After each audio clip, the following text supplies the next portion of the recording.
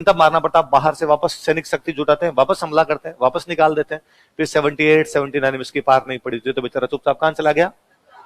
तो अकबर बलगार सेनापति चेंज करते हैं। इस बार अकबर ने अपना सेनापति चेंज किया। इस बार सेनापति भेजे गए अब्दुल रहीम खाने खाना। कौन भेजे गए? क्या नाम दोबारा बताओ देंगे? बचपन में गाए होंगे कभी आपने, रहीमन धागा प्रेम का मत तोड़ो छिटकाए, टूटे से फिर जुड़े नहीं जुड़े गांठ। वो रहीम जी हमारे महानतम कवि, उतने ही महानतम योद्धा, बड़े शानदार वॉरियर थे रहीम जी। और अकबर ने रहीम जी को आगे, जाओ रहीम और महाराणा प्रताप को पकड़ के लाओ। रहीम जी भले आदमी बेचारे। रहीम जी ने कहा अकबर, दोस्ती उससे होती है जो दोस्ती करना चाहता है। भारत में जो जो संधि करना चाहता है उसे संधि कर ले।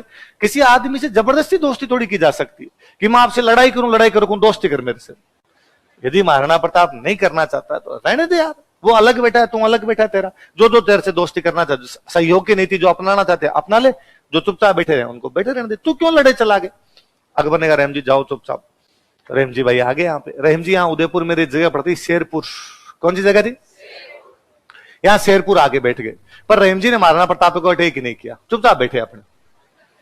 और हर 5-7 दिन बाद में अकबर को लेटर लिख के भेज देते कि हमने महाराणा प्रताप को पकड़ने की कोशिश की लेकिन वो हाथ, इस बार तो एकदम पास में ही पहुंच गए थे पर यार एंड टाइम पर निकल गया, अगली बार पक्का पकड़ लेंगे।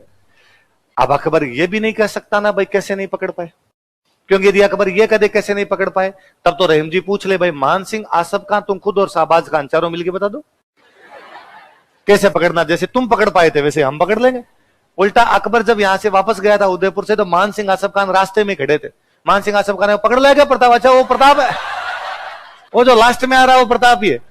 अकबर ने थप्पड़ मारूंगा दोनों, कल दरबार में जाना चुपचाप आ गए यार, हमने पहले ही कहा था यार पार नहीं पड़ रही, तू ही कह रहा था पकड़ लूंगा वहां पे। तो अकबर क्या कह सकता था? अकबर कहता well done, well played boys, well played, keep it up bro, keep it up. Pakistan वालों का मुख्य डायलॉग है बॉयज प्लेड वेरी वेल, है ना, कि पाकिस्तान वालों क्या अंग्रेजी ठीक है, उत्तर भारत वाला सिस्टम है जी, पाकिस्तान उत्तर भारत ही तो है, अपना ही तो हिस्सा रहा था कभी। तो जैसे अंग्रेजी में अपना हाथ थोड़ा तंग रहता है, पाकिस्तान वालों भाइयों का अपने से थोड़ा ज्यादा। ये पंजाब वालों के साथ समस्या सी है थोड़ी, पंजाब अपने पंजाबियों का भी हाथ तंगी रहता है थोड़ा, उधर वालों का हाथ तंग रहता है। ये तो कभी हरभजन से उनसे किससे सुनो उनके, हरभजन सुनाता है ना कि अंडर 19 का वर्ल्ड कप खेलने गए हरभजन और एक साथ में हरविंदर सिंह नाम करके एक प्लेयर और था। तो एक बार हम किसी के घर पे गए, वहां पर कोई एक फौज के बड़े अफसर मिलने के लिए आए। उन फौज के अफसर ने हाथ मिलाते कहा, उनको पता चला दोनों लड़के इंडिया की तरफ से खेल के, उन्होंने कहा वेरी गुड मुंडियो, हाथ मिलाकर लेफ्टिनेंट हरजिंदर सिंह।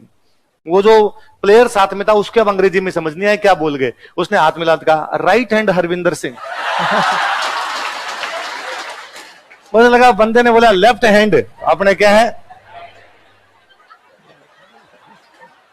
या वो पाकिस्तान वालों के सरफराज खान की प्रेस कॉन्फ्रेंस है, सरफराज खान प्रेस कॉन्फ्रेंस, विराट कोहली बैठा है, सरफराज खान बैठा है, और प्रेस कॉन्फ्रेंस में विराट कोहली से इंग्लिश में क्वेश्चन पूछा था, विराट कोहली को 10 एक लाइनों में इंग्लिश बोलता दर दर दर दर, सरफराज खान से वापस क्वेश्चन पूछना होता सेम। भाई ने बोल दिया जो बोलना था, आपने दोबारा आंसर देने की आवश्यकता। तो फिर पाकिस्तान वालों में तो वैसे जोक बनते हैं वो, कि शाहिद अफरीदी पहले प्लेयर था उनका, कि शाहिद अफरीदी ऑस्ट्रेलिया गया खेलने के लिए, वहां खेलते हुए कोई एक लड़की पसंद आई, उसको शाहिद अफरीदी ने जाकर मैं आपसे बेपनाह मोहब्बत करता हूं। उसने कहा समझ नहीं आया, तो ऐसा मैं तुमसे बहुत प्यार करता हूं। उसने कहा नहीं समझ में आया, इंग्लिश में बोलो। उसने कहा boys played very well. English में तो एक ही लाइन आती है अपने। अकबर ने रहीम जी कहा कि बॉयज प्लेड वेरी वेल, लगे रहो, आज नहीं तो कल आता है वेल डन। अब रहीम जी आज चुपचाप बैठे, दिन में जाए शिकार खेलने, शाम को आए शिकार पका के खा ले, कोई महाराणा प्रताप पर हमला नहीं करे। एक दिन महाराणा प्रताप के बेटे अमर सिंह, वो कोई उधर से शेरपुर की तरफ से होके निकल रहे, और उन्होंने देखा कि यार मुगलों के कैंप खाली पड़े हैं, कोई दिखाई नहीं दे रहा। और अमर सिंह ने पास में जाकर आवाज लगाई रहीम अंकल किधर हो। अंदर से महिलाओं की आवाज है कि रहीम जी बाहर शिकार करने के लिए गए। तो घर में कोई पुरुष हो उसको भेज दो, मुझे बात करनी है। कि नहीं पुरुष कोई नहीं है, शाम को आना बातचीत करने। उसने कहा सच्ची कोई पुरुष नहीं, बाहर आ जाओ सारी सारी की सारी बाहर आ जाओ। उसने सारी महिलाओं को गिरफ्तार कर लिया और गिरफ्तार करके लिया। महिलाएं बेचारी पीछे हाथा जोड़ी करते हैं कि डाकी कहां लेके जा रहा है।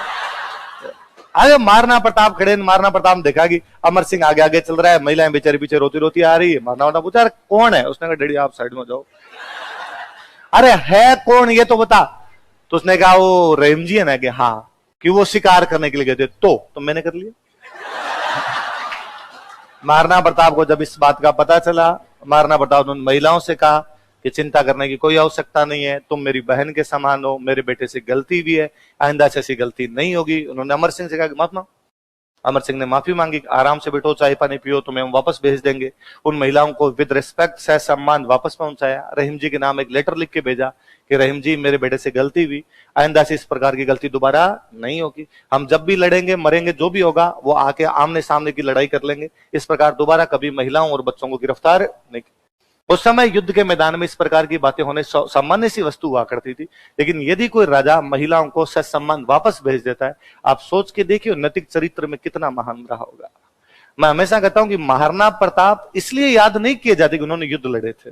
यदि युद्ध लड़ने की वजह से लोग याद करते तो शायद सांगा बहुत बड़ा साम्राज्यवादी है, पर सांगा को हम वही लोग जानते जिन्होंने हिस्ट्री पढ़ी है, बाकी लोग नहीं जानते। इसका मतलब महाराणा प्रताप में कुछ खूबियां ऐसी रही होगी जो जनमानस को पसंद आती है, सीधे तौर पर उनको अच्छी लगती है। महिलाओं के प्रति सम्मान उनकी एक वही बात थी। इसलिए मुझे बड़ा अजीब लगता है जब कभी कोई महाराणा प्रताप की डीपी लगा के महिलाओं के बारे में गलत बोल देता है। मुझे लगता है प्लीज डीपी हटा, उस आदमी के इस बात की तो तुम मत धज्जियां उड़ा। उस आदमी ने अपनी पूरी जिंदगी में ये सब किया कि महिलाओं का सम्मान किया। कहता रहीम जी के पास वो महिलाएं जब वापस पहुंची, उन्होंने वो लेटर दिया तो रहीम जी कहते हैं, रहीम जी की आंखों में आंसू आ गए थे और रहीम जी ने कहा था कि हे प्रताप, मैं नहीं जानता ये मुगलिया सल्तनत भारत में कब तक राज करेगी। मैं नहीं जानता कि बाबर के वंशज, अकबर के वंशज जो है कब तक भारत में राज करेंगे। मैं महाराणा प्रताप इतना अवश्य जानता हूं कि जब तक सूरज और चांद रहेगा तुम यहाँ पर याद किए जाओगे। यदि आपका दुश्मन आप किस प्रकार की तारीफें करे, इसका मतलब कुछ ना कुछ ढंग का काम तो आप करके गए। ये बात पता चली अकबर को। अकबर ने रहीम जी कहा कि रहीम जी वापस आ जाओ, लुगाइयां संभल नहीं रही, दुश्मन क्या पकड़ोगे। लिखो शेरपुर घटना।